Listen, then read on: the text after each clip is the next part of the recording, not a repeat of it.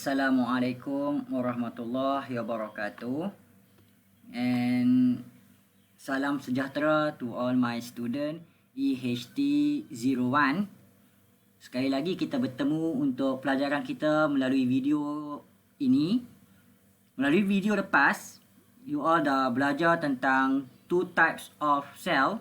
So typical cell ada dua jenis. Yang pertama adalah keadaan di mana DNA is not surrounded ataupun DNA is not bounded by the nuclear envelope. Itu kita namakan dia sebagai no true nucleus. Dan ada satu keadaan di mana DNA is bounded ataupun DNA is enclosed, ditutup oleh nuclear envelope, di mana keadaan ini dinamakan sebagai true nucleus. Maka sel tanpa true nucleus dinamakan sebagai prokaryotic cell, manakala sel dengan true nucleus dinamakan sebagai eukaryotic cell. Kita dah belajar pelajaran bagaimana kita bandingkan kedua-duanya.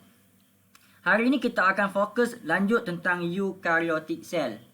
Eukaryotic cell ini melibatkan beberapa kompleks organism bermula daripada protis, iaitu ameba, paramecium. Yang kedua adalah fungi, iaitu jenis-jenis cendawan Dan yang ketiga adalah plant cell, dan yang keempat adalah animal cell. Antara keempat-empat ni pelajar, kita akan fokus banyak kepada dua ni, iaitu plant cell dan animal cell. Kita akan bandingkan eukaryotic cell, plant cell dan animal cell dalam beberapa organel penting. Yang pertama sekali, saya gemar untuk bawa kamu melihat kepada nukleus. So nukleus ni organel yang dijumpai bagi kedua-duanya. Plant cell have a nucleus dan animal cell have a nucleus.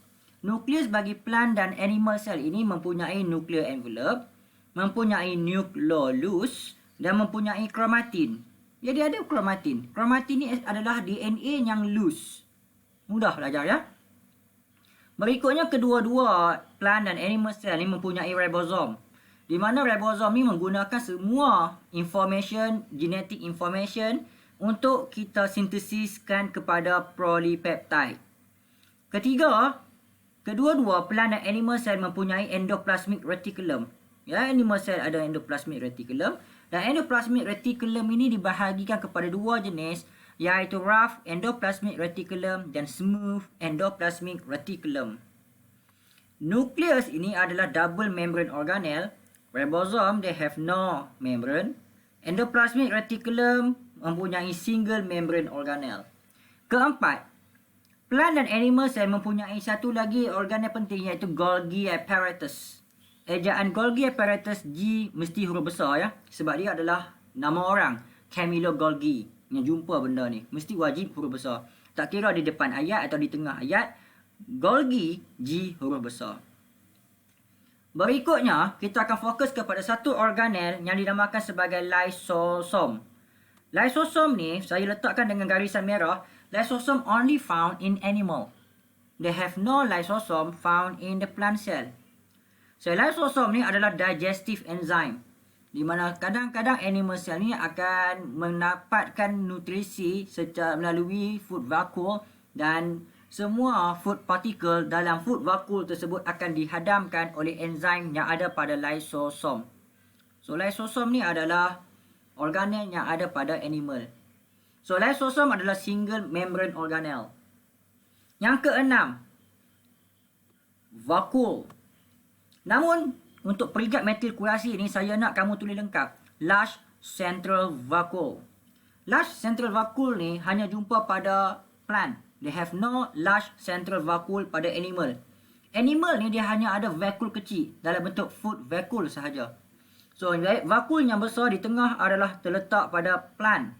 So saya gariskan dengan warna hijau menunjukkan ini adalah organel yang hanya jumpa pada plant. So kita ada satu organel found in animal only. Kita ada satu organel found in plant only.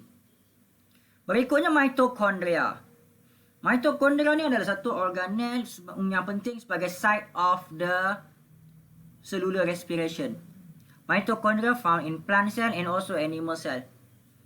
Berikutnya adalah chloroplast. Chloroplast is a organelle that important for the site of photosynthesis. Site of photosynthesis. So chloroplast ni adalah double membrane organelle yang hanya jumpa pada plant cell yang pernah kita belajar. Dia memerlukan satu proses yang dinamakan sebagai fotosintesis. Yang berikutnya, yang ke-9 adalah cellulose cell wall. Juga saya gariskan dengan warna hijau menunjukkan dia hanya ada pada plant cell. Jangan letak cell wall saja dalam jawapan pelajar ya. Cellulose cell wall. Sebab kita tahu ya, sebelum ni kita dah belajar tentang chitin, iaitu cell wall, bahan cell wall pada fungi. So cellulose cell wall. Cellulose cell wall juga adalah satu struktur yang kita jumpa pada plant. Dan yang berikutnya adalah plasmodesmata. Plasmodesmata adalah liang yang ada pada cell wall. So plasmodesmata juga jumpa hanya ada pada plant cell. Dan yang terakhir adalah centriole and centrosome. Dua benda ni hampir sama ya. Centrioles and centrosomes. So centriole ini adalah satu bentuk organel yang kita jumpa juga hanya pada animal cell. There are no any centrioles yang kita found pada plant cell. So apa yang kita nak kamu faham, kamu mampu bandingkan kedua-dua ini. Saya mulakan ajar kamu dengan satu organel penting iaitu nukleus sebagai tempat di mana control cell activity. Dia yang menyimpan storage of genetic information. Daripada genetic information itu diterjemahkan kepada protein dan dia berlaku pada ribosom. Protein ini akan dibungkus, protein ini akan diangkut melalui endoplasmic reticulum dan protein tersebut akan kita modifikasi dekat Golgi apparatus dan daripada Golgi apparatus pula akan mengeluarkan vesicle yang dinamakan sebagai lysosom. Lysosom ini dalam dia ada hydrolytic enzyme dan lysosom ini akan menghadamkan nutrisi daripada luar. So, aspek protein telah kita bincangkan bermula daripada ribosom, endoplasmic reticulum dan Golgi apparatus. Nutrisi kita huraikan adalah aspek lysosom. Kemudian untuk simpan.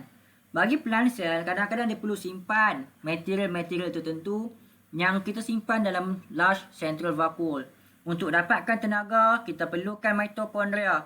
Dan bagi plant, sebabkan dia tak boleh memburu ataupun dia membuat makanan sendiri, dia perlukan organel chloroplast. Bagi plant, disebabkan sel dia perlukan rigidity, dia memerlukan cellulose cell wall. Yang cellulose cell wall akan associate dengan plasmodesmata. Bagi animal cell, cell division dia memerlukan arrangement of microtubule, yang mana ini memerlukan centrioles or centrosomes. Jadi organel-organel ini adalah mudah untuk kita fahamkan dia.